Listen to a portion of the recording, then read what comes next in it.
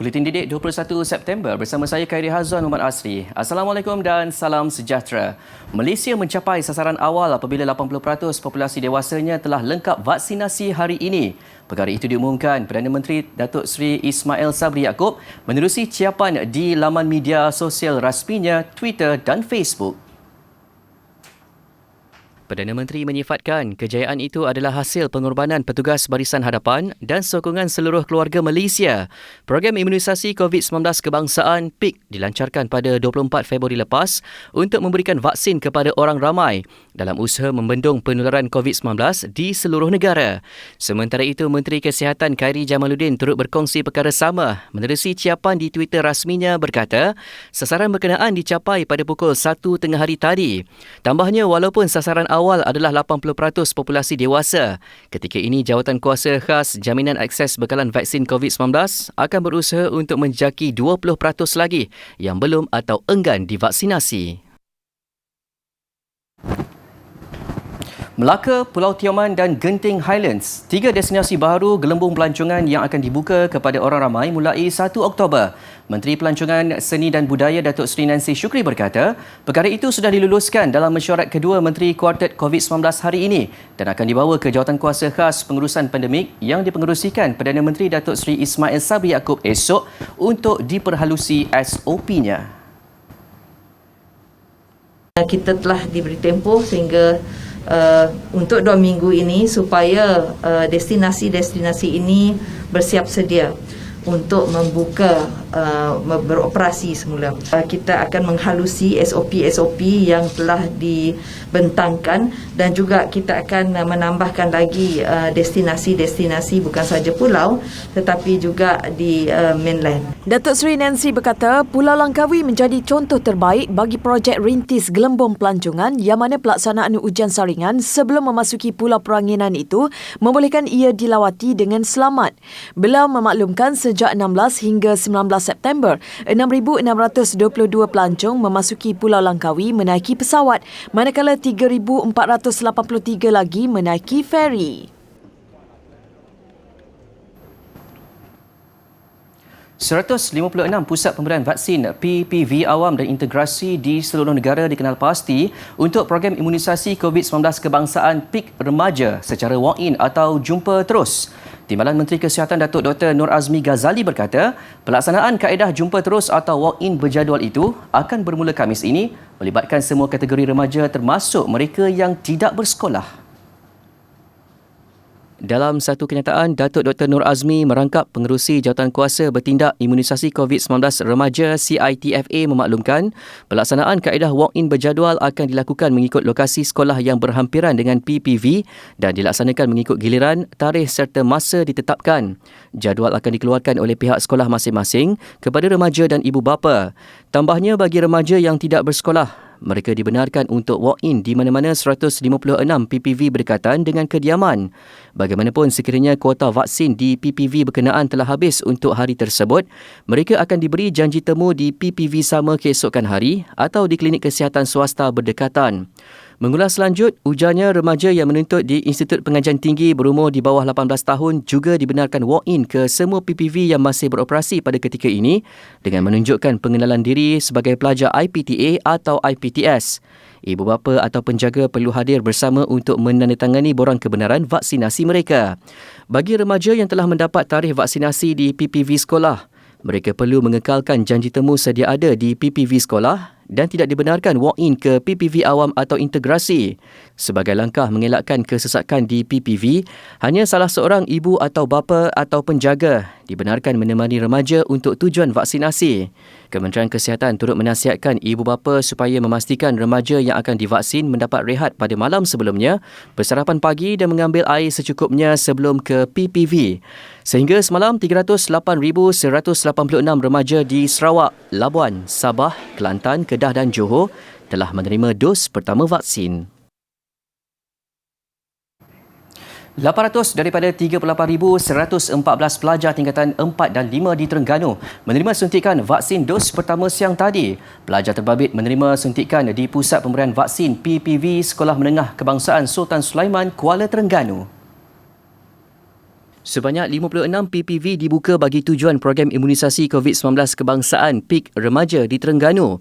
Jabatan Kesihatan Negeri Terengganu JKNT menyasarkan kesemua pelajar di negeri itu lengkap menerima satu dos suntikan pertama sehingga 30 September ini. Memulakan suntikan mereka-mereka ini bermula 15 September lagi di hospital-hospital kita. Kita ada dalam 8,000 remaja yang membuat follow up di semua hospital kita. Tapi setakat ini kita telah pun menyuntik 98 orang semenjak pada 15 hari bulan itu. Sementara itu, bagi golongan sasar yang tercicir persekolahan, boleh terus ke klinik kesihatan berdekatan untuk mendapatkan suntikan, termasuk pelajar sekolah yang berada di luar daerah. Jelasnya, PIK Remaja ini penting sebagai persediaan untuk pembukaan sekolah pada Oktober depan. Larutan disinfeksi yang digunakan pada nano mist spray bertujuan untuk nyah kuman di permukaan persekitaran dan tidak sesuai digunakan secara langsung ke atas manusia. Ketua Pengarah Kesihatan Tan Sri Dr. Nur Hisham Abdullah berkata, sesetengah larutan disinfeksi berkenaan boleh menyebabkan iritasi pada mata, kulit, saluran pernafasan dan sistem pencernaan. Dalam satu kenyataan jelasnya, beberapa larutan disinfeksi sedia ada seperti larutan yang mengandungi alkohol 70 hingga 90%, hidrogen peroksida dan larutan berasaskan klorin berkesan bagi membunuh virus SARS-CoV-2 di permukaan namun tidak sesuai digunakan secara langsung ke atas manusia. Selain itu, katanya ramai beranggapan penggunaan nano mist spray atau alat penyembur yang boleh menghasilkan titisan halus bersaiz nano itu berupaya menghapuskan virus di udara dan di permukaan. Walau bagaimanapun, tegas Tan Sri Dr. Nur Hisham, keberkesanan penggunaan alat tersebut untuk disinfeksi bergantung kepada keupayaannya untuk menghasilkan semburan sekata pada permukaan, jenis dan kepekatan larutan disinfeksi yang digunakan serta tempoh masa pendedahan. Mengulas lanjut, menurutnya penyemburan disinfeksi melalui nano mist juga tidak menggantikan keperluan disinfeksi permukaan secara manual. KKM melalui bahagian Regulatory Farmasi Negara NPRA telah mengeluarkan garis panduan untuk pendaftaran disinfektan permukaan selain menerangkan keperluan pelabelan disinfektan.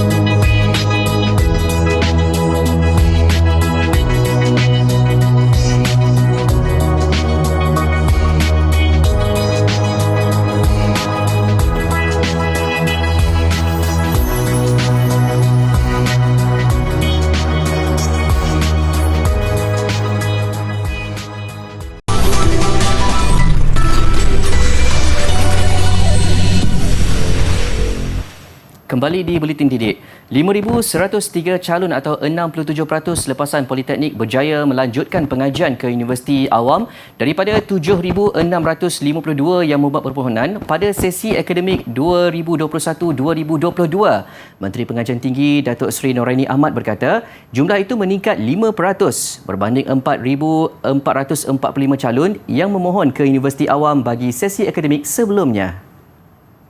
Didapati ramai yang memperolehi keputusan yang cemerlang dari Politeknik tidak mendapat tempat melanjutkan pelajaran di Menara Gading tahun ini. Mohon penjelasan. Daripada analisa KPT, calon tidak ditawarkan tempat berkemungkinan disebabkan oleh beberapa faktor.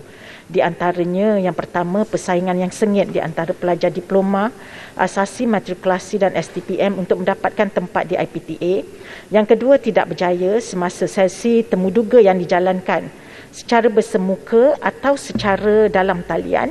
Yang ketiga, memilih program yang sangat kompetitif dengan permintaan yang tinggi akan menghadkan peluang calon untuk mendapat tempat. Jelas Datuk Seri Noraini lagi, pelajar lepasan Politeknik mencatat kadar kebolehpasaran yang tinggi iaitu melebihi 90% bagi tempoh 5 tahun berturut-turut.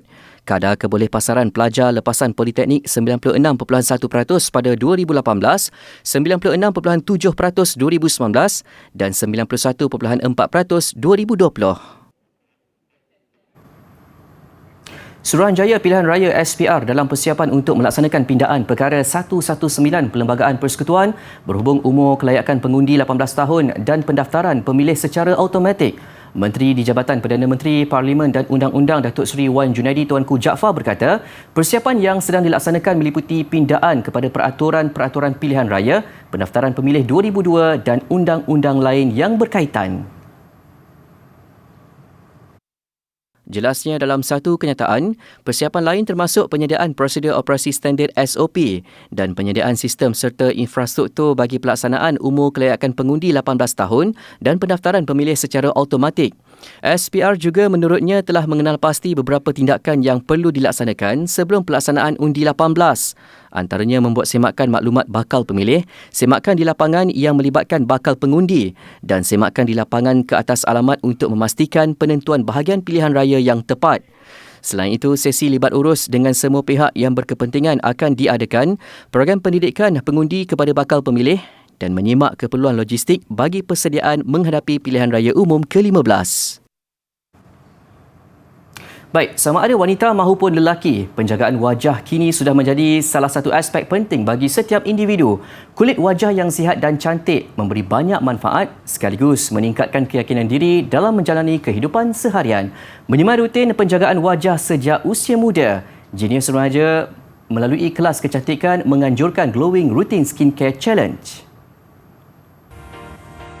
Cabaran ini dibuka kepada remaja untuk mempamerkan rutin penjagaan wajah dengan cara yang paling kreatif dan menyeronokkan. Ia juga dapat menggalakkan remaja meluangkan masa dengan aktiviti berfaedah di samping mengulang kaji apa yang telah dipelajari di dalam kelas kemahiran Genius Remaja. Glowing Routine Skincare Challenge telah mendapat sambutan penyertaan di luar jangkaan yang mana peserta hanya perlu menunjukkan cara penjagaan kulit wajah mengikut turutan yang betul. Penggunaan produk penjagaan wajah atau kulit dalam urutan yang betul memastikan kulit mendapat manfaat penuh dari setiap produk. Jika tidak menggunakan produk dalam susunan yang betul, kita tidak dapat melihat hasil terbaik dari regimen penjagaan muka atau kulit. Kita perlu tahulah jenis kulit kita macam mana. Kalau semua orang nak tahu, sejak saya masuk Genius Remaja iaitu kelas facial, saya memang menjaga penampilan dan kecantikan saya walaupun di rumah ataupun di luar. Dalam rutin penjagaan muka saya mengamalkan toner dan saya letak di dalam botol ini untuk saya menjadikan face mist dan saya boleh spray di mana-mana juga dan bila-bila masa yang menjagakan muka for more hydration. Adakah saya seorang yang menjaga kekemasan dan kecantikan setiap masa? Sejujurnya tidak. Tak, sebab ada masa saya rasa malas sangat nak jaga, terutamanya waktu saya sakit. Saya demam. Memang saya dah tak fikir langsung pasal skincare ke kekemasan ke apa, sebab ialah bila dah sihat, tak sihat ni macam malas, benda malas. Penjagaan kulit muka ini perlu dilakukan secara konsisten untuk memberi banyak kelebihan kepada kulit pada masa akan datang. Kulit yang sihat dan bebas daripada cela dapat memberikan impak besar dalam penampilan dan pastinya dapat meningkatkan keyakinan diri.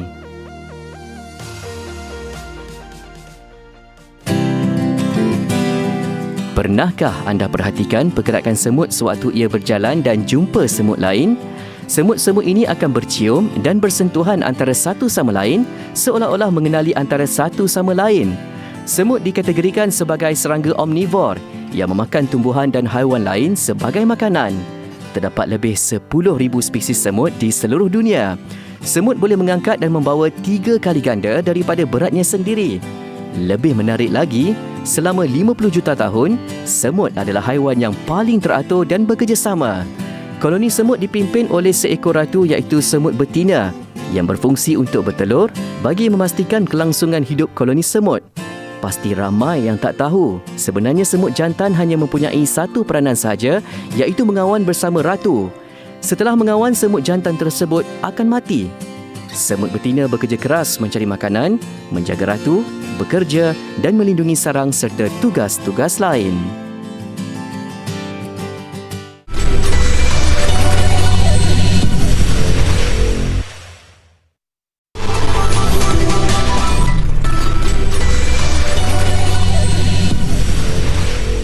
Syarikat farmaseutical Pfizer-BioNTech memaklumkan hasil ujian COVID-19 syarikat itu berupaya menghasilkan tidak balas imunisasi yang pantas serta selamat digunakan ke atas kanak-kanak berusia antara 5 hingga 11 tahun.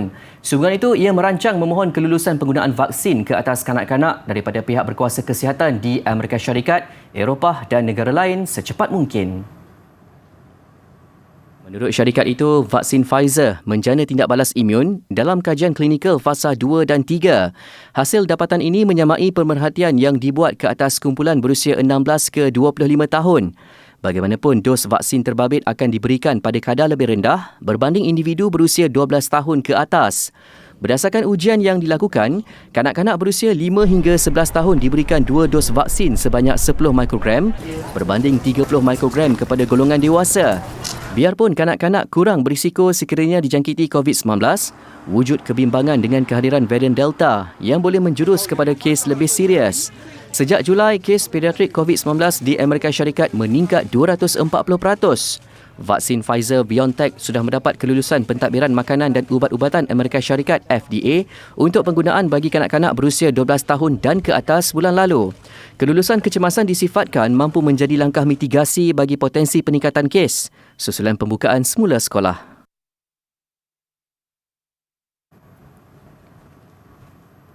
Artis K-pop terkenal BTS berkongsi mesej harapan mengenai perubahan iklim dalam ucapan di Perhimpunan Agung Pertubuhan Bangsa Bersatu di New York. Ia sebahagian daripada tugas mereka sebagai duta khas Presiden Korea Selatan untuk generasi masa depan dan kebudayaan. BTS diberi penghormatan menyampaikan ucapan di Perhimpunan Agung PBB oleh Presiden Korea Selatan Moon Jae-in. Dalam ucapan itu, mereka berkata perbincangan berkenaan perubahan iklim adalah sesuatu yang sukar untuk dilakukan. Namun berharap pilihan yang dibuat individu di serata dunia adalah satu titik kepada perubahan baru dan bukan pengakhiran. Penyertaan BTS dalam Perhimpunan Agung PBB pada tahun ini adalah yang ketiga.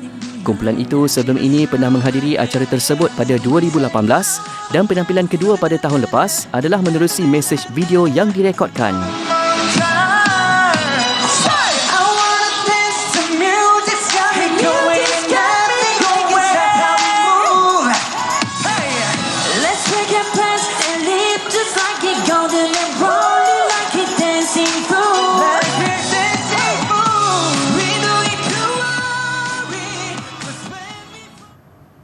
Kebanyakan ibu bapa di China bersetuju dengan langkah kerajaan menyekat anak-anak mereka bawah 18 tahun bermain permainan dalam talian hanya 3 hari seminggu. Ia langkah terbaik dan seragam di seluruh republik itu kerana tidak mahu membiarkan generasi muda menjadi lalai dan ketagih hiburan maya. Menurut arahan baharu yang dikeluarkan Pentadbiran Penerbitan Akhbar Nasional, kanak-kanak dan remaja berusia 18 tahun ke bawah hanya diberi akses untuk permainan dalam talian selama sejam bermula jam 8 hingga 9 malam dan ia hanya termaktub pada hujung minggu dan cuti umum sahaja. Berbanding peraturan pada 2019, kemudahan akses diberikan 1 jam 30 minit sehari pada hari biasa dan 3 jam pada hujung minggu.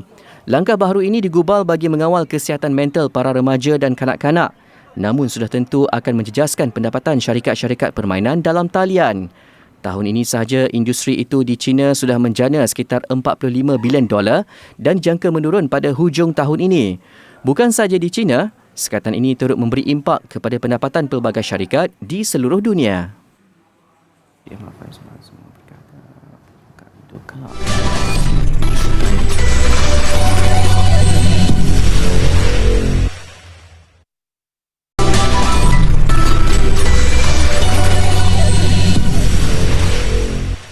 Masih di Buletin Didik, Kementerian Belia dan Sukan KBS sudah mengemukakan cadangan kepada kerajaan agar membuka stadium bola sepak dan sukan lain kepada orang awam. Menterinya Datuk Seri Ahmad Faizal Azumu berkata, pembukaan itu kelak akan merancakkan semula aktiviti sukan di dalam negara. Kemungkinan membuka kembali stadium-stadium kita bagi kita raikan kemeriahan Piala Malaysia yang akan bermula tidak berapa lama lagi. InsyaAllah perkara ini kalau dapat kita lakukan, sekali lagi ianya akan dibuat melalui SOP yang ketat, maka para peminat bola sepak jika ianya dibenarkan nanti mestilah tetap patuh kepada SOP. Bagaimanapun, ia masih di peringkat perbincangan dan akan diangkat untuk diteliti di peringkat Jawatankuasa Khas Pengurusan Pandemik yang dipengerusikan Perdana Menteri Datuk Seri Ismail Sabri Yaakob esok.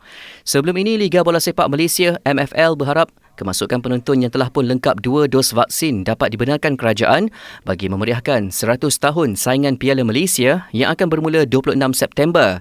Dalam pada itu, Datuk Seri Ahmad Faizal turut mengumumkan pembukaan gelanggang bowling sebagai tambahan kepada pengumuman pembukaan gimnasium dan aktiviti sukan dan rekreasi di kawasan tertutup sebelum ini. Saingan Piala AFC, Kelab Bahrain Muharraq Club melangkah ke perlawanan akhir Zon Asia Barat bagi saingan edisi 2021 selepas mengejutkan juara bertahan Al-Ahid FC dari Jordan pada separuh akhir. Muharraq merakam kemenangan selesa 3-0 dengan semua jaringan terhasil pada babak kedua. Di Stadium Sheikh Ali bin Muhammad Al Khalifa, tuan rumah Muharraq Club yang juga juara edisi 2008 berdepan juara bertahan Al-Ahid FC dari Lubnan yang turun dengan misi menjadi kelab keempat berjaya mempertahan gelaran 2 edisi berturut-turut. Sama handal pada babak pertama, tiada gol berjaya dihasilkan. Bagaimanapun, kelebihan mula memihak tuan rumah pada babak kedua dengan Moses Jonah meletakkan Muharraq di depan minit ke-67. Minit ke-86, Muharraq menggegar lagi. Kali ini Ahmad Al-Sharuki menghasilkan gol kedua dan ketika permainan berada dalam masa kecederaan, Abdullah Al-Haiki berjaya menambah derita Al-Ahid dengan gol ketiga.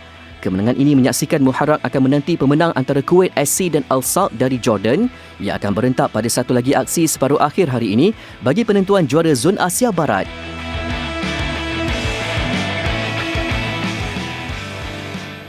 Mengakhiri buletin didik, potret gegasi novelis terkemuka Rusia Fyodor Dostoyevsky yang dilakar pada hamparan sebuah ladang di Verona, Itali. Lakaran berkenaan dihasilkan menggunakan jentolak. Saya Khairi Hazam Muhammad Asri. Salam hormat dan Assalamualaikum.